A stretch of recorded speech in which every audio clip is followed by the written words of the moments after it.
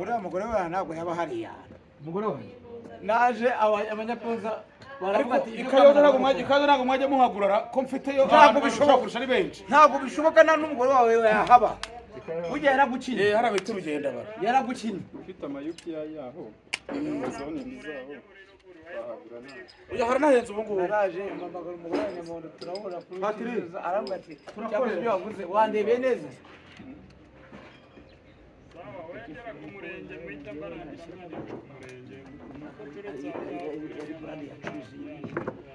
uyu mugabo mubona ni umushoramari wa mbere ugurisha ibibanza mu Rwanda. ariko njye aranze. shyira mu mitsingi ahagaze ubanze ubwira abantu ko tuhagaze no mu muryango wanjye. aranze ariko njyewe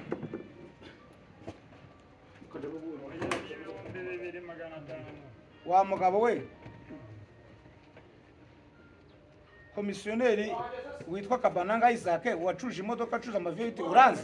ndakuzi uyu mugabo kujya asuzugura ese nkumenya rwose ariko ntabwo musuzugure nuko abakuganiriza. ariko mana arakabye mana. oya ni inshuti oya bose reba hariya no kuvuga ngo kamera iriho. iriho oya hagarara hanga nibwo uba babwira neza. buretse gutangira ariko byanjye byanditse. ariko ntabwo nava muri oya ntabwo bizamo. ntabwo nava muri ni ukuvuga ngo ro Shireho. ishire ngiye mpuzakane kure mwatingiye. kupa live. oya no we nungure ibi. oya uko ngira ngo ngushireho neza. ni ukuvuga ngo rero bavandimwe muturabe mudukunde mbazane wa mugabo ucuruza ibibanza wa mbere mu Rwanda. ahantu bere ngegera ubitaza kuyanywera ngo yaskwere ntabwo umugabo agwaye ikibazo cya miliyoni 2 ukajya wishyura ijana ku kwezi. mbere yuko yinjira mu kazi ngena ari mu kazi kandi aranze. sakaba wabaye miliyoni enye agukubita ikibazo cy'ibugeza ku kibuga cy'indege. enye n'igice. ahubwo ncuruza imodoka zihenze za vewiti zaki arabizi nawe. urimo urasaba byeri wambwa we ucuruza vewiti. ariko wa mugabo we gukina ikibazo kandi wa mugabo ugira ingengabitekerezo. oya hafi birahurira heza. none se gukena no kuba umuntu acuruza ibibazo cyacu ni ukuvuga ngo rero bavandimwe kama ntabwo mubona yataza ku muryango iwanjye bawice nakubabwira uhagaze. uyu mugabo azemo neza shaka.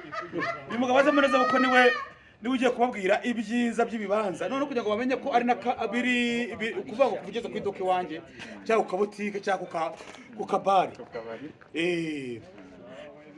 babwiza ukuri babwira ukuntu n'ibintu bimeze banabyumve none n'ibintu bigende neza ubundi ibintu aba ari wanenene.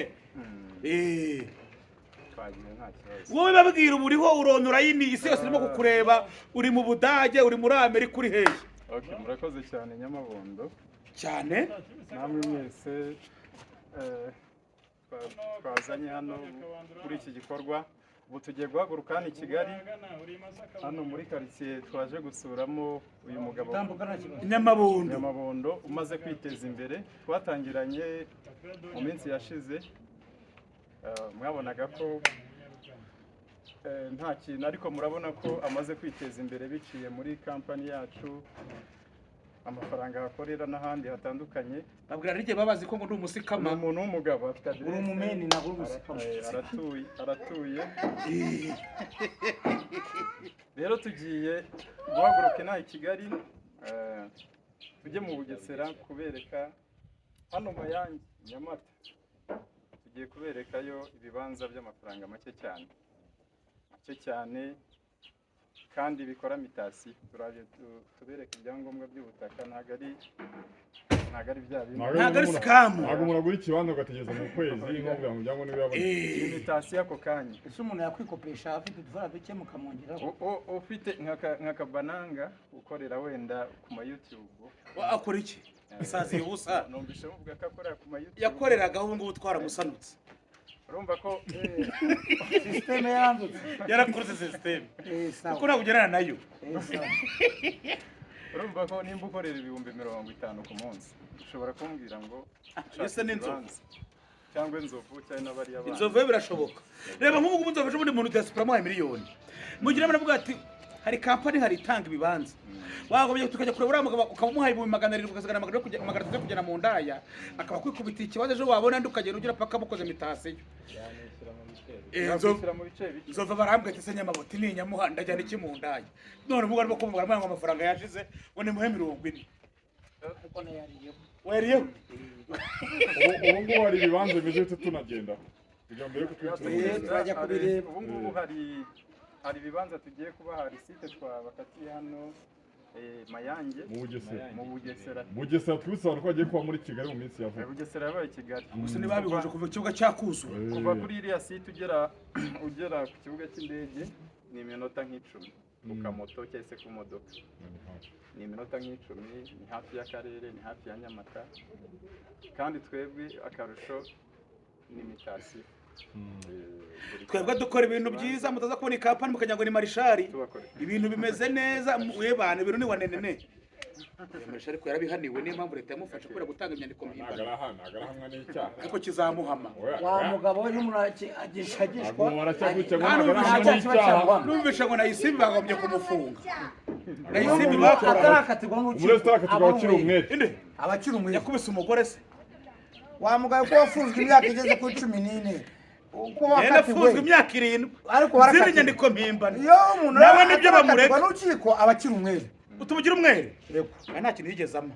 Bamutere. Amaguru bagubye ni ruswa urimo kwaka. Ariko ruswa yemewe yo kwishusha media irebe. Yemewe nande. Yemewe nande. Gasuko ko yayinjiye ko batamufunze. Eri ari promotion. Wazogiye gupromoting iki? Inane yo gupromoting. Naguze ko yajyanye nabantuza. Nabamuhire. N'uyu ntuza bakazira gahanga kisamaki bakabafungirayo. Ntabwo byibuka yabajyanye. Na pionika. Twebwe turi hano mu wowe nkande wangegeraho. N'ibibanza urasudira sha hano nyuma wangura designer dufite ibibanza kazara umuzani imbagura urebe biri Mayange biri Nyamata iri miraziye kongeraho ashaka kuba afite miliyoni 10 tukamwongera amafaranga agenda yishura gake akubaka turakopa imbaguriraje imwigeretse yambagura yagasukunda yiguze kubera gukena ukagenda yishura gahoro byakunanira ukaza ukadekara ko byananiye tukagurisha ikibanza ukagiha abandi abanyarwanda dufite urubyiruko rukora amafaranga muri Rwanda bivuga ureba ariko reba maso yatukajya muri murapfa undi umushima ndasinziriye amaguru ko yabyimbye ni imirire mibi wangegera muri kampani kize cyane amaguru yanjye yabyimbye umva boss natwe tubwire byishimo akavuyo abantu bamenya ngo wahunga Mayange ibibanza byangaye noneho Mayange murakoze cyane mbere ko twerekeza ariko tugiyeho n'abantu babizi ngo tugiye ku bibanza byangaye ubundi hari deal nose ko mugiye muri bari brag reka dana ko kazi gukora ibibanza byinshi yego ibibanza bigera kuri ariko riba mugiye kuri uriya n'umudarageza hano natura n'umuri n'umuturanyi wanjye tugiye kubibashyira twabashyiriye kuri miliyoni 500 miliyoni 500 ikibanza kimwe uno mugabo sinayabona pe ariko miliyoni 500 gereze ko yabuze miliyoni 500 bifite ubuso bungana iki bifite ubuso hejuru ya 350 metero ni hanini basha mwereke fungura hino mwereke sha ajye minyuma kuri 20 ni standard y'ibibanza byo mu Rwanda mu miturire apana gura ubutaka umuntu akamubuza wanyuza umuhanda oya ni muri site ni muri site abazi by'ibibanza cyangombwa cyo wangegera ibi iyo ngera nabikije ntabwo byavuga dore guhuje n'umukire ariko mwati twumva mwa oya yego umu diaspora dukurikiye mu madolari barangaye Gubwo miliyoni 500 najye mu yada hafi miliyoni 7 ubundi je patiri ujye ubona nice kuri iyi kampani ubwo aba diaspora babaje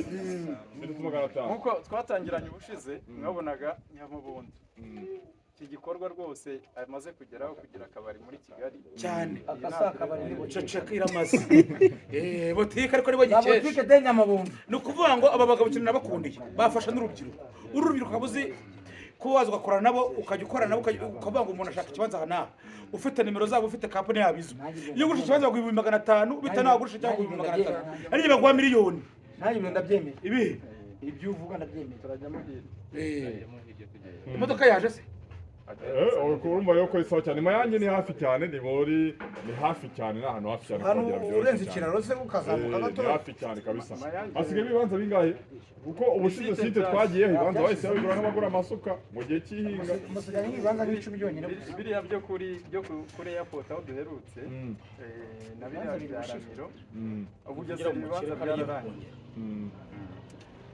harimo site n'icyashya nibwo tukishyira ku isoko 1,500,000 yonyine. amafaranga make cyane ugatunga API.